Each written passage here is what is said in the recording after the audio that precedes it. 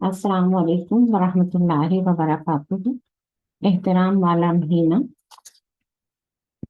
رجب، ماہ رجب شروع ہو چکا ہے۔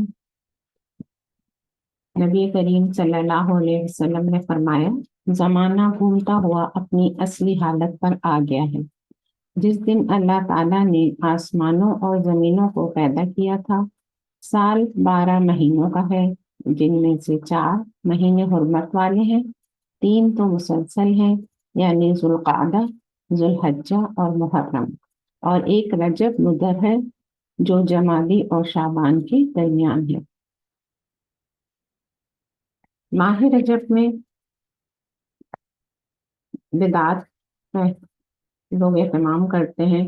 ویسے تو سنت کا اہتمام کرنا چاہیے، لیکن ماہ رجب کی بدعات ہیں کچھ۔ اسلام سے قبل ہی سے ماہ رجب میں بہت سی رسومات اور منکرات رائج تھیں، جن کو اسلام نے یکسر ختم کر کے رکھ دیا۔ یعنی کہ جو بدعات تھیں ماہ رجب کے حوالے سے، وہ اسلام سے پہلے سے تھیں، اور اسلام جب آیا تو اس نے ان تمام بدعات کو ختم کر کے رکھ دیا۔ ان میں رجب کے مہینوں میں قربانی کا اہتمام، جس کو حدیث پاک کی اصطلاح میں عتیرہ کے نام سے واضح کیا گیا ہے۔ اسی مہینے میں زکوٰۃ کی ادائیگی، اور پھر موجودہ زمانے میں ان کے علاوہ، یعنی کہ قربانی اور زکوٰۃ کی ادائیگی کے علاوہ، بی بی فاطمہ کی کہانی، 22 رجب کے پھولوں کی رسم، اور 27 رجب کی شب جشن شب معراج، اور اگلے دن کا روزہ جس کو ہزاری روزہ کہا جاتا ہے، وغیرہ وغیرہ، سب ایسی رسومات اور بدعات ہیں جن کا اسلام میں کوئی ثبوت نہیں۔ تو بر صغیر پاک و ہند کے مسلمان ان بدعات کے علاوہ جو ہے شب معراج کا خاص طور پر اہتمام کرتے ہیں رجب کے مہینے میں۔ آئیے اس کی حقیقت جانتے ہیں۔ شب معراج 27 رجب کی رات کے بارے میں مشہور ہے کہ یہ شب معراج ہے، اور اس رات کو بھی اسی طرح گزارنا چاہیے جس طرح شب قدر گزاری جاتی ہے۔ حالانکہ سب سے پہلی بات تو یہ ہے کہ 27 رجب کے بارے میں یقینی طور پر یہ کہنا مشکل ہے کہ یہ وہی رات ہے جس میں نبی کریم صلی اللہ علیہ وسلم معراج پر تشریف لے گئے تھے، کیونکہ اس بارے میں روایات مختلف ہیں۔ بعض روایتوں سے معلوم ہوتا ہے کہ آپ صلی اللہ علیہ وسلم ربیع الاول کے مہینے میں تشریف لے گئے تھے، جبکہ بعض روایتوں میں رجب کا اور بعض روایتوں میں کوئی اور مہینہ بیان کیا گیا ہے۔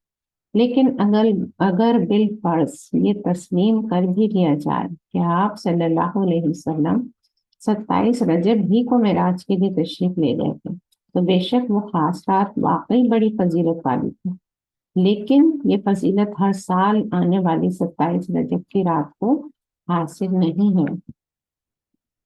پھر دوسری بات یہ ہے کہ یہ واقعہ معراج سن 5 نبوی میں پیش آیا، یعنی حضور صلی اللہ علیہ وسلم کے نبی بننے کے 5ویں سال یہ شب معراج پیش آئی، جس کا مطلب یہ ہے کہ اس واقعے کے بعد 18 سال تک آپ صلی اللہ علیہ وسلم دنیا میں تشریف فرما رہے، لیکن ان 18 سالوں کے درمیان کہیں یہ ثابت نہیں کہ آپ صلی اللہ علیہ وسلم نے معراج کی رات کے بارے میں کوئی خاص حکم دیا ہو یا اس کو منانے کا اہتمام فرمایا ہو۔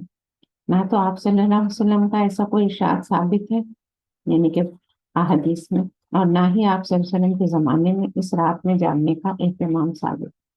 نہ خود حضور صلی اللہ علیہ وسلم جاگے، اور نہ صحابہ اکرام رضوان اللہ علیہ مجمعین کو اس کی تاکید کرنا، اور نہ صحابہ اکرام نے اپنے طور پر اس کا اہتمام کرنا۔ لہٰذا جو چیز حضور صلی اللہ علیہ وسلم نے نہیں کی، اور نہ آپ صلی اللہ علیہ وسلم کی جانثاران و وفادار صحابہ اکرام نے کی، اس کو دین کا حصہ قرار دینا یا اس کو سنت قرار دینا یا اس کے ساتھ سنت جیسا معاملہ کرنا بدعت ہے۔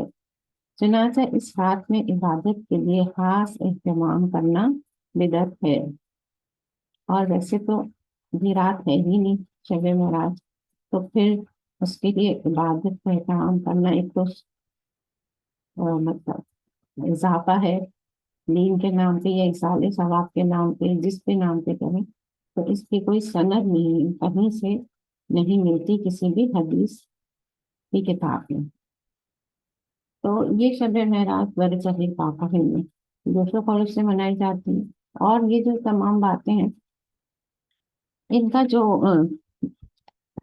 اس پر اتفاق ہے، اجماع کا اتفاق ہے، شب معراج کی کوئی حقیقت نہیں ہے۔ تو جب شب معراج کی رات کی کوئی حقیقت ہی نہیں ہے تو پھر عبادت کی بھی نہیں ہے۔ اور ہمیں یہ بھی دیکھنا چاہیے کہ لوگوں سے 5 وقت نماز پابندی سے پڑھنا اور مسجد جا کے وہ تو ہو نہیں پا رہا جو فرائض ہے، اور جو چیز ہے ہی نہیں سرے سے، سنت بھی نہیں ہے اور دین کا حصہ بھی نہیں ہے، اس کے لیے اتنا اہتمام کرنا۔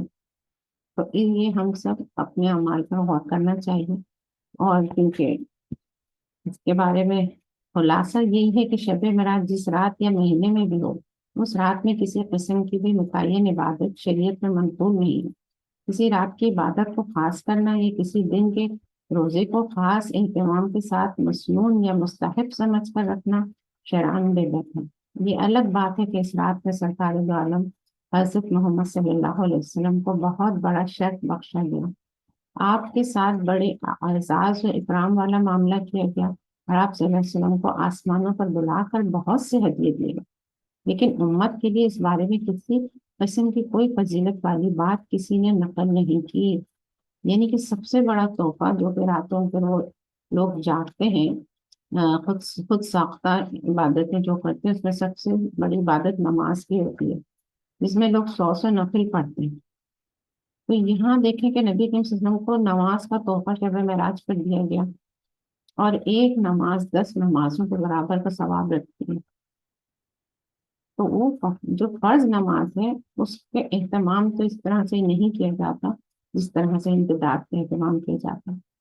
تو اس لیے پہلے اپنے فرائض پر ہمیں توجہ دینی چاہیے، اور پھر وہ نوافل جو سنت سے ثابت ہے ان کی طرف توجہ کرنی چاہیے، نہ کہ ہم بدعات میں پڑ جائیں۔ نبی کریم صلی اللہ علیہ وسلم کا فرمان ہے وَكُلُّ بِدْعَةٍ ضَلَالَةٌ وَكُلُّ ضَلَالَةٍ فِي النَّارِ، اور ہر بدعت گمراہی ہے اور ہر گمراہی آگ میں لے جانے والی ہے۔